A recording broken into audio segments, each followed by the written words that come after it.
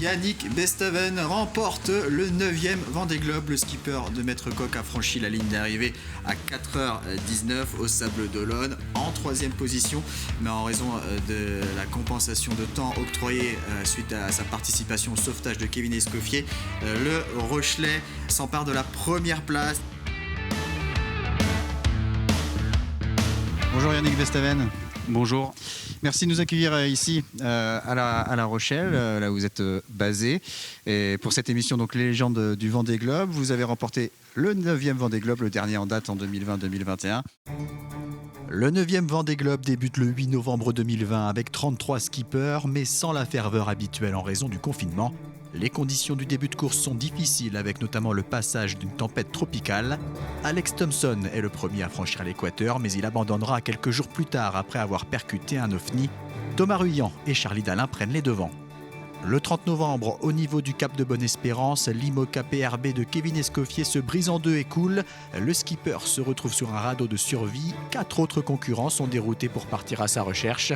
Au milieu de la nuit, Jean Le Cam parvient à le repêcher. Après la traversée de l'océan Indien, Charlie Dalin est en tête devant Thomas Ruyant et Yannick Bestaven.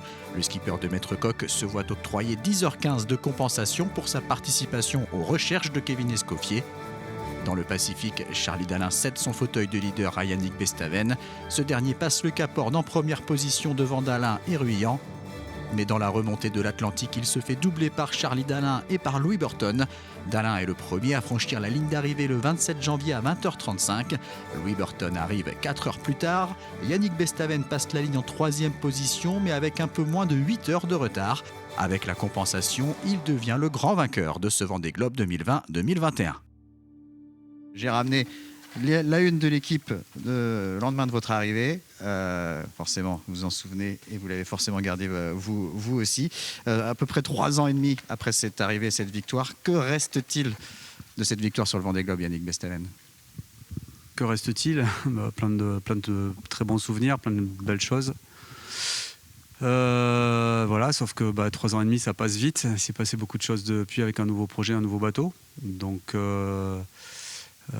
ça a été aussi, faut savoir vite oublier pour se projeter vers l'avenir, vers la suite. Et donc voilà, mais il reste un très très bon souvenir et une aventure qui donne envie d'être revécue, quoi. Quelles images fortes reviennent quand vous repensez à ce Vendée Globe? Alors, la plupart des anciens vainqueurs nous parlent de l'arrivée, forcément. Il y en a d'autres images fortes qui tout de suite reviennent sur cette course? Il y en a plein, ouais. Bien sûr, l'arrivée, ça c'est sûr que c'est certainement l'image la plus forte, de reprendre le chenal, de remonter le chenal en ayant gagné le Vendée Globe. Mais des images fortes, j'en ai plein. J'ai des souvenirs dans l'anticyclone de Sainte-Hélène ou bloqué bord à bord avec Boris Herman, par exemple.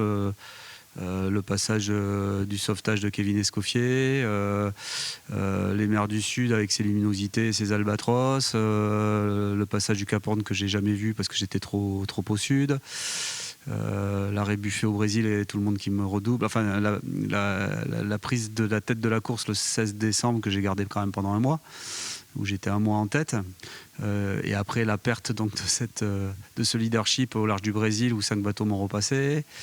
Et puis le dernier moment, la remontée où moi je passe à gauche des Açores alors que tout le monde passe à l'intérieur. Et puis voilà, quoi. Donc tout ça, c'est il y a plein d'images comme ça, de flashs que j'ai, de souvenirs agréables, de très bons souvenirs sur cette course. Et pour revenir donc sur cette arrivée, on rappelle que vous êtes arrivé 3e sur la ligne d'arrivée, derrière Charlie Dalin et Louis Burton.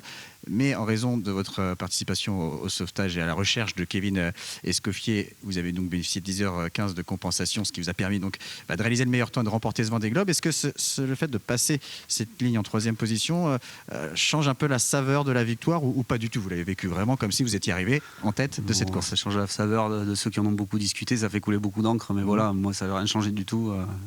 Comme vous le dites, il y a un temps, voilà. Donc c'est le temps qui compte, et voilà. Est-ce que j'aurais dû avoir 15 heures de compensation? Est-ce que j'aurais dû en avoir 6 heures? Est-ce que j'aurais dû en avoir? Ça, c'est des comptes d'apothicaire que moi je sais pas faire. C'est pas moi qui ai décidé, hein. C'est voilà. Donc non, pour moi ça ne change rien à la victoire. Voilà, moi ce que j'oublie pas, c'est que j'ai pas pendant une grande partie de ce Vendée Globe, j'étais en tête, tout comme Charlie Dalin. Donc voilà, ça aurait pu être Charlie qui gagnait, ça aurait pu être moi, ça aurait pu être un Boris, un autre. Mais voilà, moi je sais que j'étais en tête pendant un mois de cette course dans les mers du Sud. Et puis avec le temps de compensation, c'est moi qui gagne le trophée, tant mieux, qu'on soit ainsi. On verra la prochaine maintenant. Alors lors de chaque émission, un autre skipper pose une question à notre invité. Je ne vais pas vous dévoiler tout de suite qui vous pose la question aujourd'hui. On va vous la montrer en vidéo et je vous laisserai répondre après. Et je vous laisserai aussi dire quelques mots sur cette personne qui, je crois, a beaucoup compté dans votre carrière de skipper. Je sais qui c'est. Voilà, je vous laisse regarder cette question. Ah bah non, je ne serais pas douté. Ah ouais, bah là, c'est vous pensez que c'était qui? Kali? Non. Alors je vous laisse regarder. Ah bah, ça me fait super plaisir.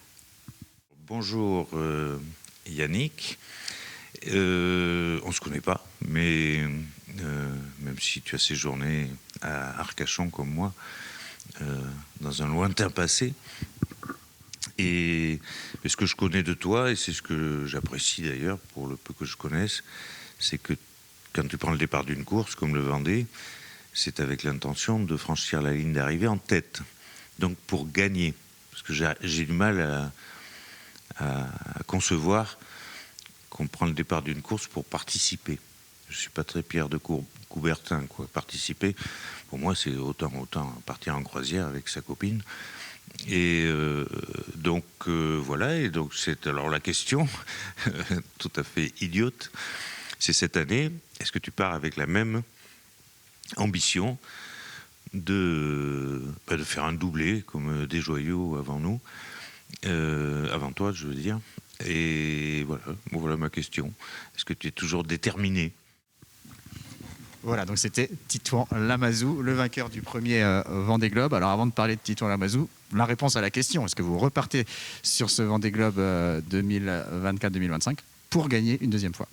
Bah oui, bien sûr. C'est pour faire, comment je dire, on a envie de faire aussi bien, mieux, je pourrais pas faire mieux. Voilà, donc ça c'est fait.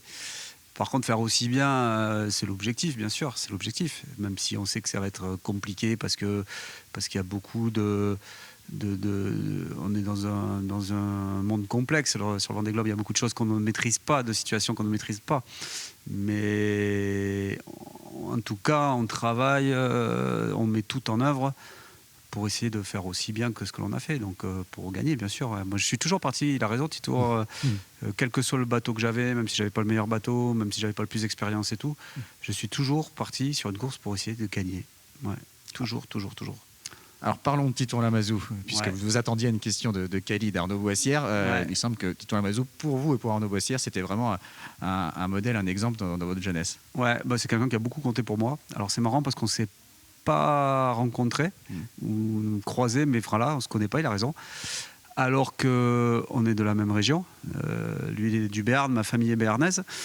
Il était Arcachon, il a construit son bateau à la Teste de Buch. Moi, je suis arcachonnais. Je connais très bien Thierry Luer qui a construit son bateau chez Capitaine Flint.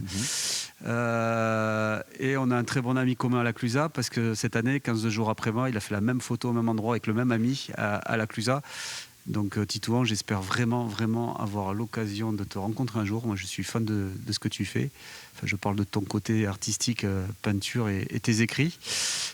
Même si j'ai lu aussi tes bouquins sur le Vendée Globe. Ça m'a d'ailleurs beaucoup inspiré avant mon Vendée Globe il y a 4 ans. Ronan, un équipier à moi, m'a offert ton livre, Titouan, que j'ai lu et qui m'a beaucoup inspiré sur mon tour du monde.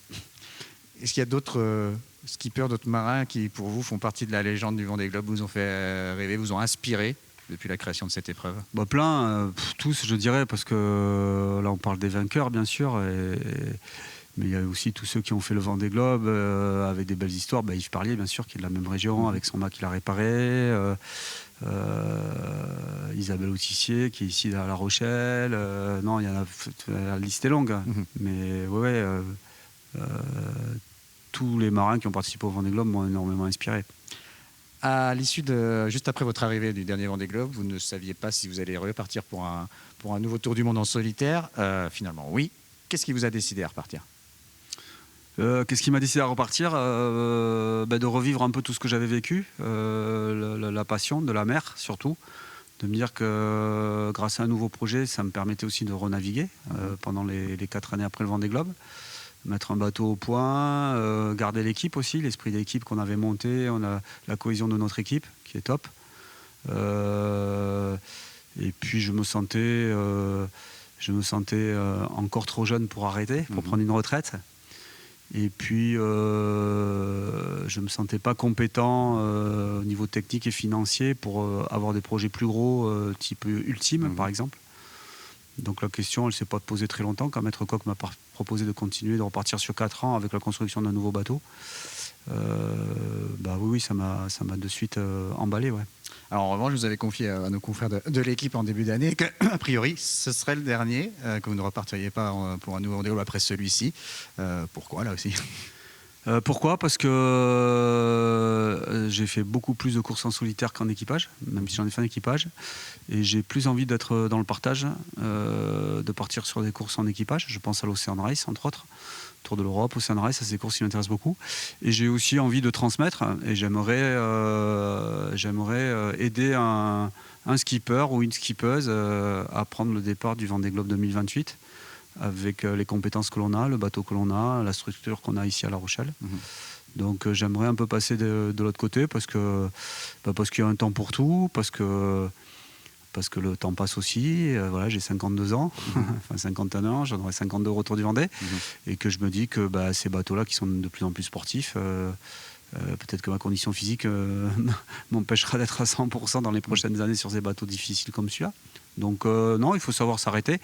Alors je ne l'ai pas fait à l'issue j'aurais pu m'arrêter après avoir gagné un Vendée, c'était parfait, au moins je me reposais sur mes lauriers, mais j'avais envie d'y retourner pour essayer de gagner à nouveau et puis me faire surtout plaisir aussi à nouveau. Donc voilà, donc ça sera mon dernier Vendée Globe, c'est sûr. Ouais. Pour terminer, Yannick, on sait que vous aimez beaucoup la musique, vous en écoutez pas mal lorsque vous êtes en mer. Lors du dernier Vendée Globe, vous avez souvent écouté de la musique. Si il y avait un morceau de musique qui pouvait un peu résumer votre dernier Vendée Globe, votre victoire sur le Vendée Globe, ça serait lequel? Plusieurs morceaux des Rolling Stones, ouais. Et si on fallait en citer un qu'on mettrait à la fin de l'émission? Painted Black, il y en a plein, des morceaux comme ça, ouais. Ce serait Rolling Stone. Ouais, c'est rock, le Vendée Globe. On va terminer sur du rock. Faut pas l'oublier. Merci beaucoup, Yannick Vestel. Bien. À bientôt.